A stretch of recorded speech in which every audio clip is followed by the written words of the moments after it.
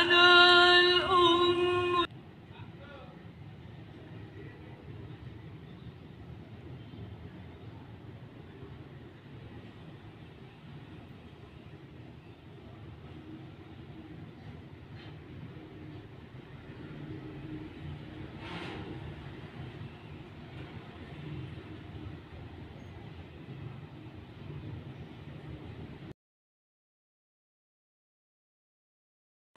أهلا وسهلا ومرحبا بكم في لقاء متجدد، وهذا البودكاست من نيروبي، فيها كلمة حق لمن يستحق.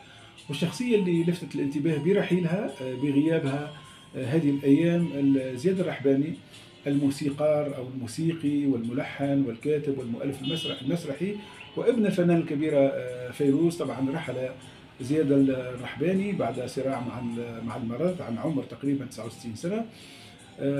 رحل زياد الرحباني اللي كانت عنده مسيرة وملحمة موسيقية مجددة وصاخبة في آن واحد، لأنه زياد الرحباني اللي لفت الانتباه كما قلت وأحدث ضجة برحيله واهتمام كبير في الشارع الثقافي العربي وحتى العالمي في الصحافة الدولية.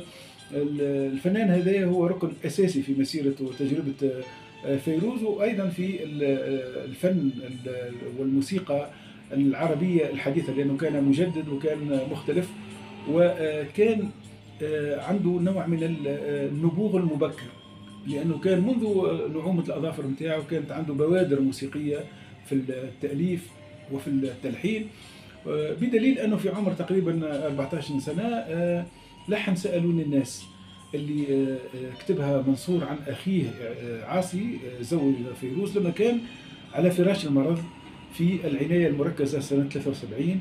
وخرجت هذه الأغنية. أنا شخصيا كنت مقدم في الإذاعة أحاديث بصوت عبد الحليم حافظ، تحدث في إحدى الحلقات هذه الإذاعية عن هذه الأغنية بالذات، وكيف أن فيروز غنتها بنبرة حزينة جدا. سألوني الناس عنك يا حبيبي، يعني متعودين نشوفوك ديما معها، ولكن هذه المرة تخلف عاصي.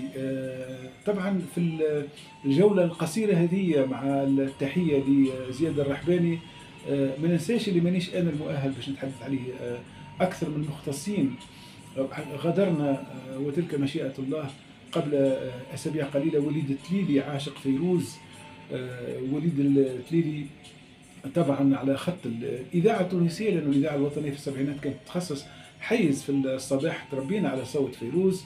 أعترف أنا كنت ميال أكثر لعبد الحليم حافظ، فأعتقد أنه من الإذاعيين المختصين في هذه المسألة إلى جانب محمد بوغلاب حبيب شغام وأيضا وليد تليلي الله يرحمه. لكن هذه إشارات فقط حتى نعطي بعض النقاط على الحروف في هذه اللحظات، لحظات الوداع، وداع الفنان كما قلنا والمؤلف المسرحي المجدد اللي قدم أعمال أصبحت معالم، يعني عمل أشياء استثنائية جدا، وكان نجم نقول يغرد خارج السرب، وكانت عنده مواقف يعني مضادة للتيار، مضادة للسائد، وكانت عنده نوع من المواقف أو التجارب والخيارات اللي فيها تمرد على المدارس التقليدية. وكما قلنا في سن 14 قدم أغنية ظلي حبيني يا اللوزية، وكان في أعماله التالية كلها تقريبا المسرحية والموسيقية كان نوعا من الناقد الساخر لكل ما هو سائد، وكان حتى يعجب لبعض السلوك يعني الشعوب العربية ويقول الشعب يشرب قهوة كثير لازم يكون أوعى من هيك، هكذا كان يقول. طبعا زياد الرحباني كتب أغاني ومسرحيات وأعمال كثيرة كانت فيها جرعة كبيرة من النقد والسخرية، لذلك كرهه الكثيرون وصنف خارج كل خانة معدة سلفا، واعتبر أنه شب عن الطوق وخرج من الشرنقة. كان يقول مثلا عقول قادتنا انتهت مثل اللبن، وسئل مرة هل تخشى من ردود فعل عنيفة؟ فقال موسيقايا لبنانية تماما مثل فسادنا مصدرها محلي. إذن ويقول أيضا الإنسان متى عرف الحقائق يسقط من سرير الأحلام.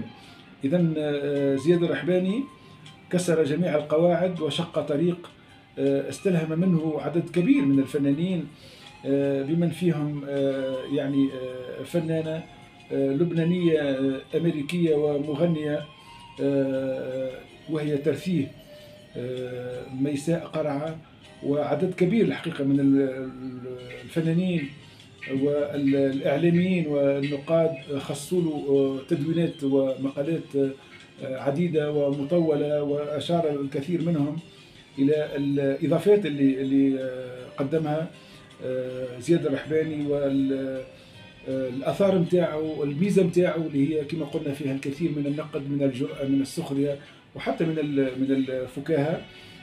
فزياد الرحباني كما قلنا خط لنفسه طريقا، وفي وقت وجيز يعني منذ الصبا متاعه كانت عنده إضافات كبيرة جدا، حتى أنه اقترح عليه تأليف مسرحية تكون بطلتها مادونا وفعل.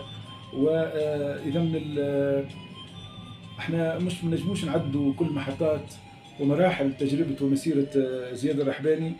طبعا التاريخ هو اللي باش يقدم الإجابة، هل أنه يعني ترك إرثا مهما جديرا بالاهتمام، هل قدم شيئا للإنسانية، فالمرء حديث بعده.